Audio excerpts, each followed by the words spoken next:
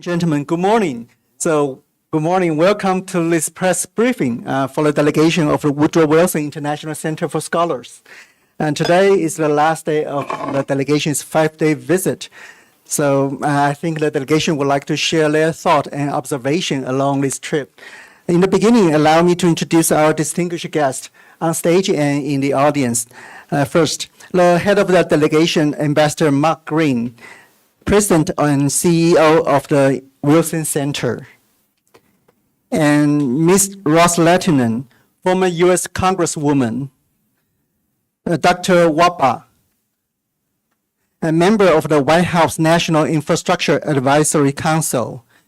And Ms. Goto, Director for Geoeconomics and Indo-Pacific Enterprise at the Wilson Center.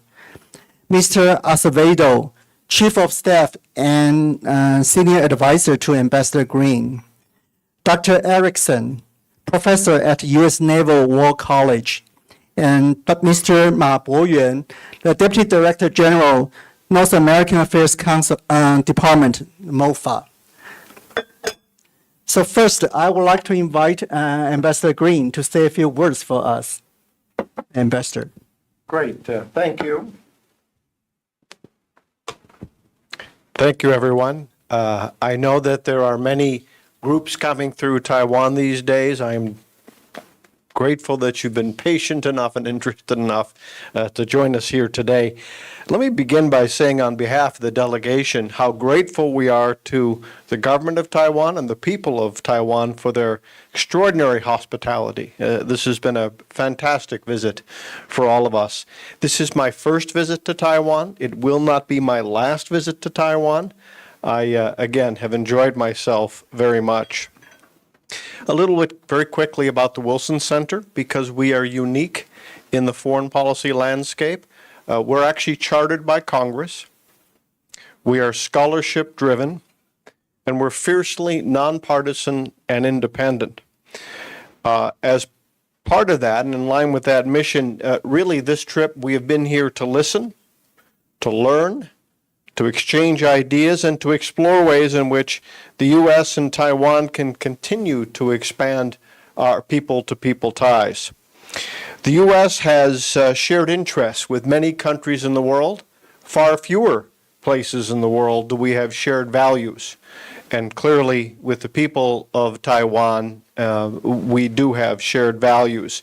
We share values of freedom, democracy, markets, economic growth, and that really is something that is very special and part of why we are here. Our delegation is here because of those shared values, but we're also here because, in our view, of how much Taiwan has to offer the world. Culturally, economically, technology and know-how, dedication to democracy and free enterprise and innovation. The Director General of the International Monetary Fund some months ago warned that the world was going through a shock-prone period in time. And I think that's right. And if we're going to see the world as a shock-prone place, we have to remember that 50% of the world's goods come through the Strait of Taiwan and around Taiwan.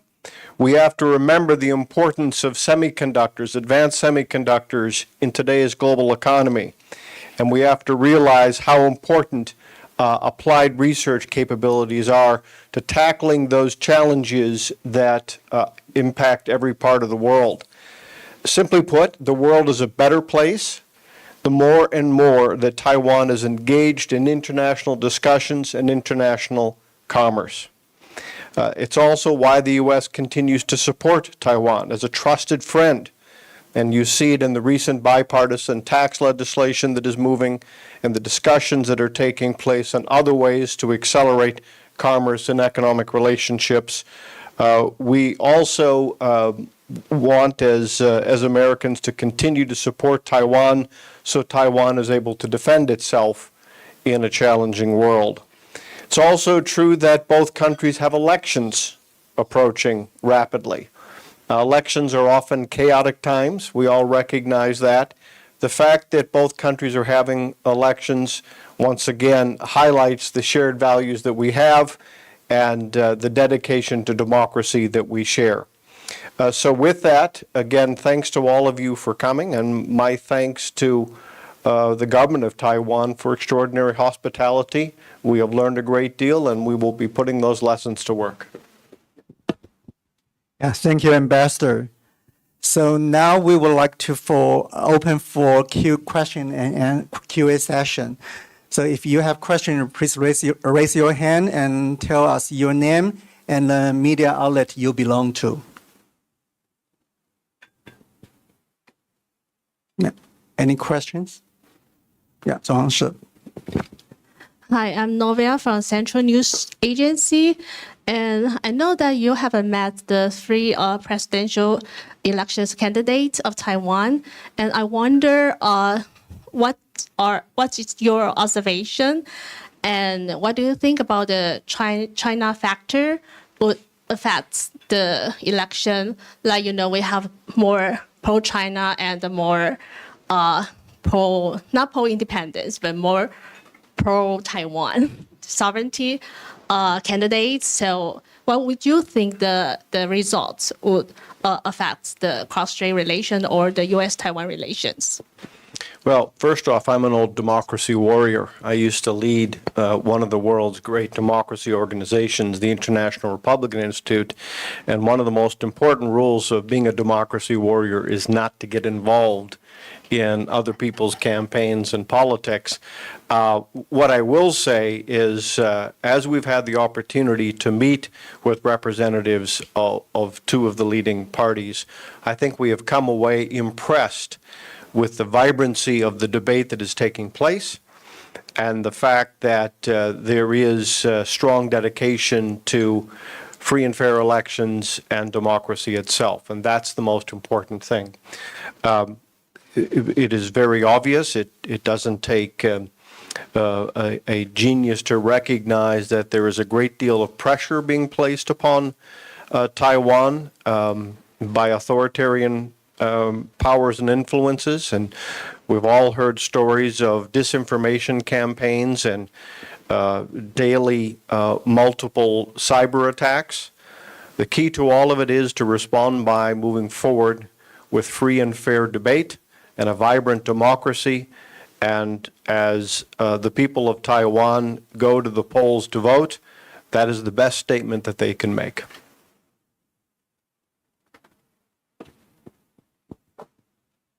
Yeah. Hello, sir. I'm Vincent from Economic Daily News. A follow-up question on you mentioning like disinformation from the other side and cyber attacks.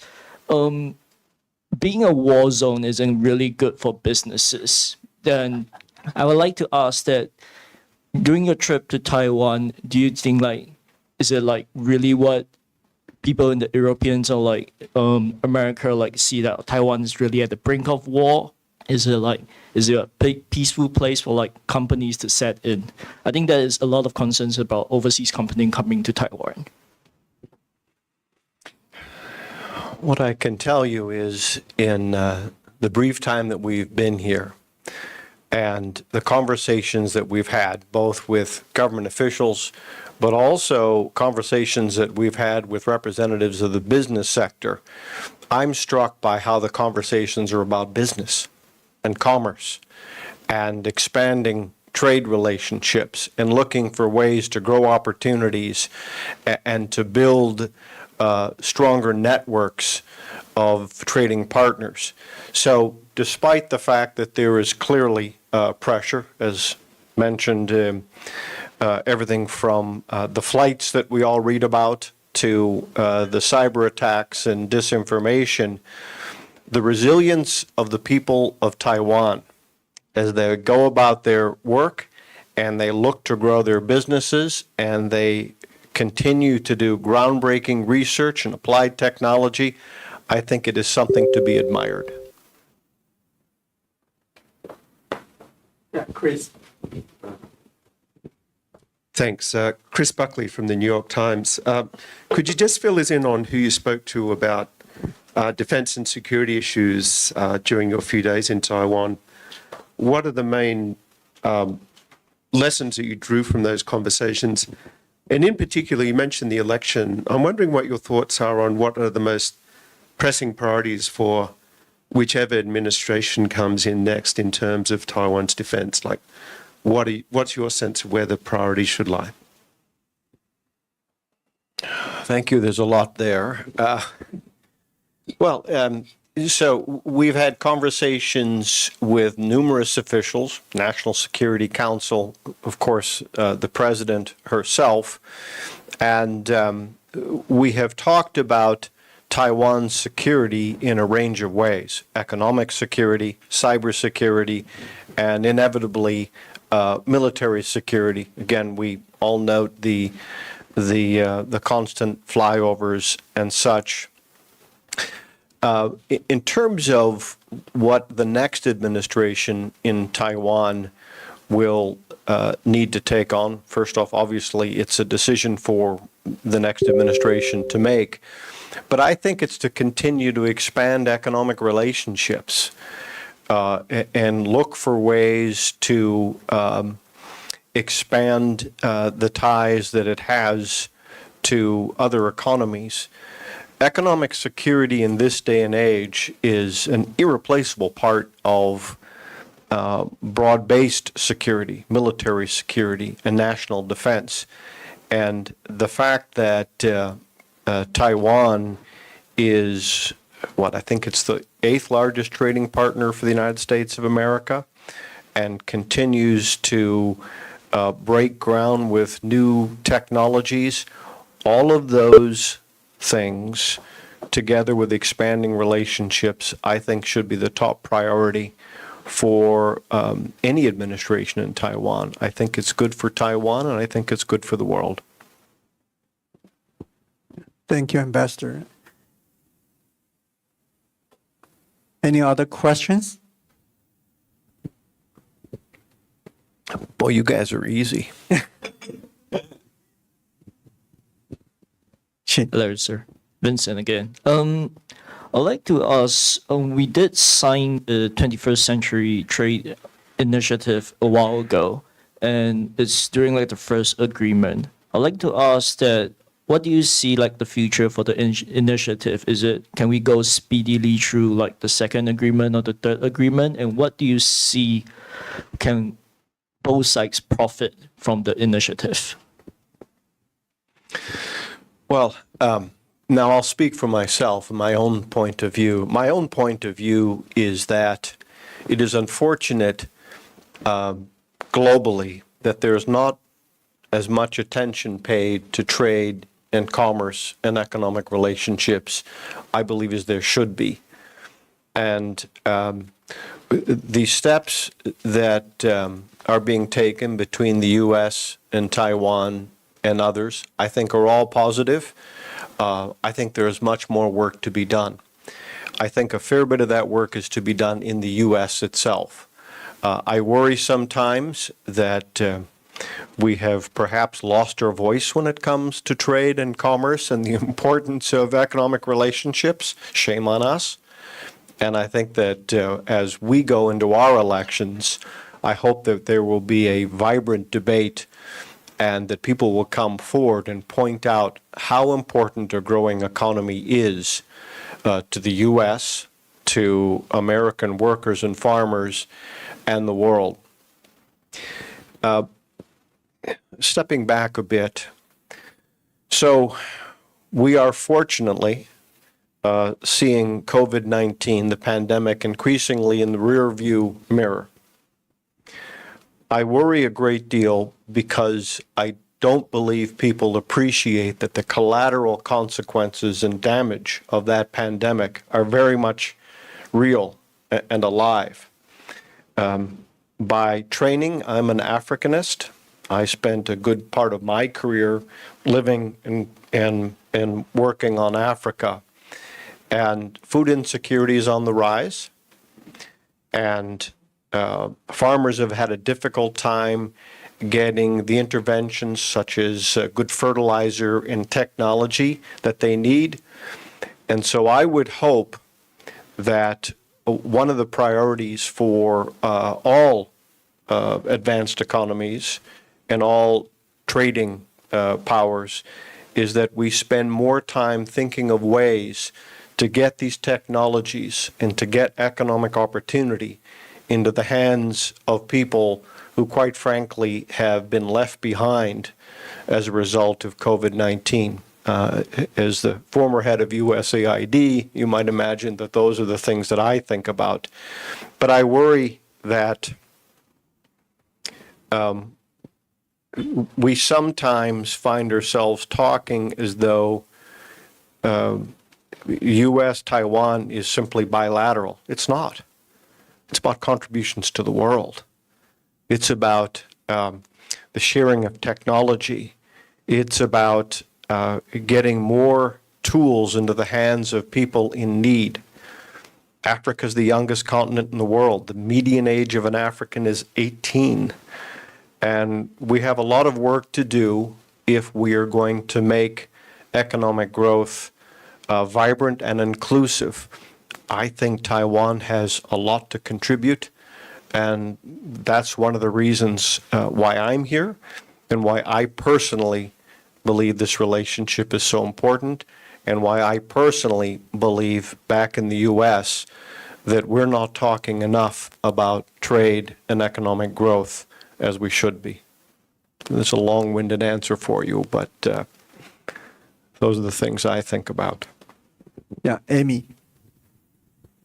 Hi, I'm Amy Changchen for the New York Times. Is Ukraine an issue in your discussions with Taiwanese officials and experts here? If so, what did you talk about? Great question. It would be extraordinary if Ukraine was not a topic of discussion. Former U.S. Defense Secretary Robert Gates, early on in the conflict, or early on after Putin's invasion of Ukraine, said that he thought the war in Ukraine was an era-defining conflict. I agree in so many ways. We've spoken a little bit about some of the collateral damages, the lack of agricultural interventions, the rise in food insecurity. That's certainly one part to it. A second part is how a free and vibrant people react to authoritarian aggression. In the case of Ukraine, that aggression is completely vivid, obviously. So, sure, conversations have come up about Ukraine. I think we're all looking for, hopefully, a swift end to that war. I think that's part of the economic discussions we need to have. But inevitably, Taiwan, with its many tools and technologies, I'm sure is studying closely how that war goes.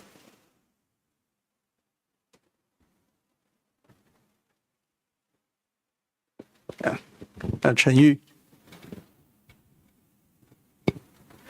Good morning, Ambassador. I'm Chen Yuyang from the Liberty Times. As the first part of 21st century's trade initiative has been signed not long ago, and China has also urged the three presidential candidates of Taiwan to restart the negotiation of agreement on goods and service sectors with China. Taiwan cross-trade goods and service agreement to restart the negotiation.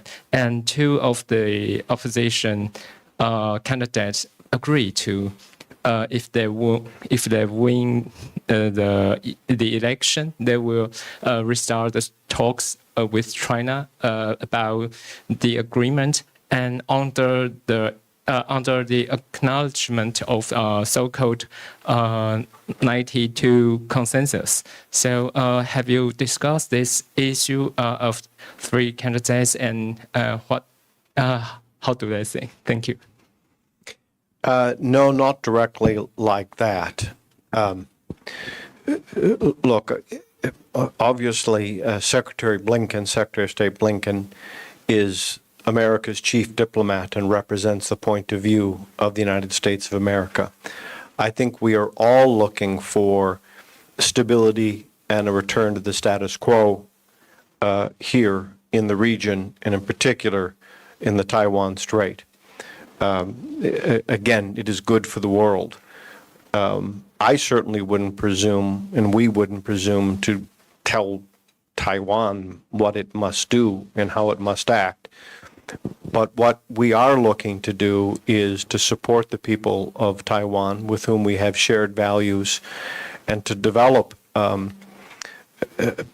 greater economic ties, and thus some of these trade measures, but also to support their dedication to democracy and to, as we have for some years, continue to support Taiwan's ability to defend itself.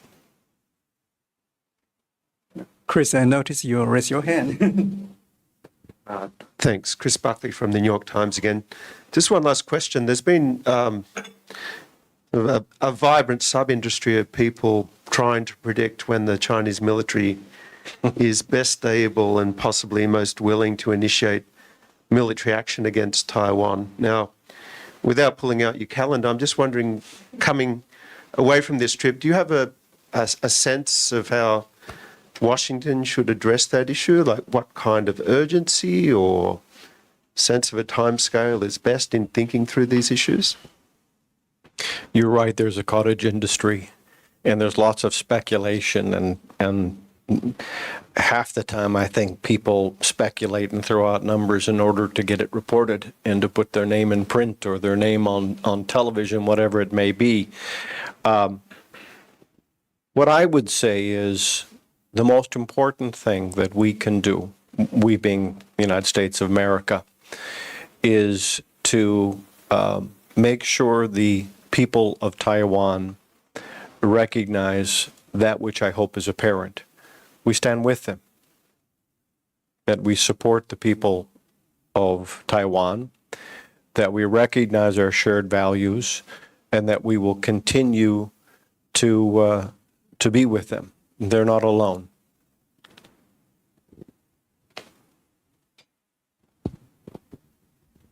Novia, I would like to follow the question. So do you think that we have enough deterrence now to prevent the war, potential war to break out? I'm certainly no military expert, for one thing. And secondly, that's really not the purpose of this visit or the work that we do at the Wilson Center. In the Wilson Center's mission, we look for ways to listen, to learn, to analyze, and to be able to reach out to policymakers in the U.S., as we would say, both ends of Pennsylvania Avenue, so the executive branch and Congress, members from both sides of the aisle, and share our observations and to respond to questions that they may present. And so that's the way that I would approach that. And we don't do defense studies. We're not a military think tank. Any more questions? Okay, Vincent. Hello, Vincent from Economic Daily. I'd like to ask, Americans absent in RCEP and CPTPP. It's because of like the regional economic like partnership. But last year, U.S. has started the IPEF, but Taiwan obviously is absent from IPEF. So can we see that it's possible that by some day that Taiwan is actually into the group, like into the super group, and actually come into like maybe something like an economic partnership?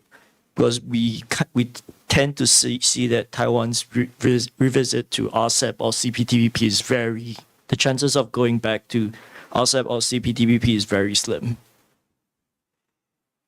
I guess I would have two reactions to that. First, I think it is important to accelerate the economic relationships that are reflected through agreements like this. Quite frankly, they fall short of where I think we all want to go. But that moment has passed with TPP. So that's one part to it. And then secondly, again, the world is a better place.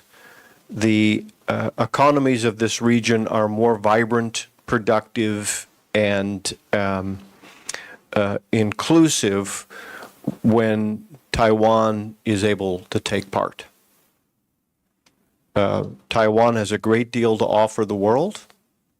Taiwan has a great deal to offer U.S. businesses and businesses around the world. And we certainly believe that enabling Taiwan to engage more and more is good for everyone.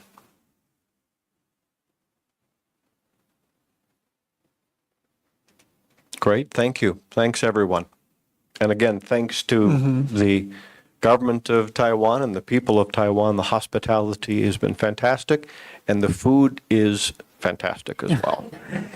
Thank you, Ambassador, and thank you, delegation, for coming a long way to Taiwan to show your support for Taiwan. We appreciate. And thank you also for taking time out of your busy schedule to share your thought and your observation along this trip. So if there's no more questions, so I think I will conclude this briefing here. So thank you, everyone, and thank you the participation of the media friends. Thank you. Great, thanks, everyone.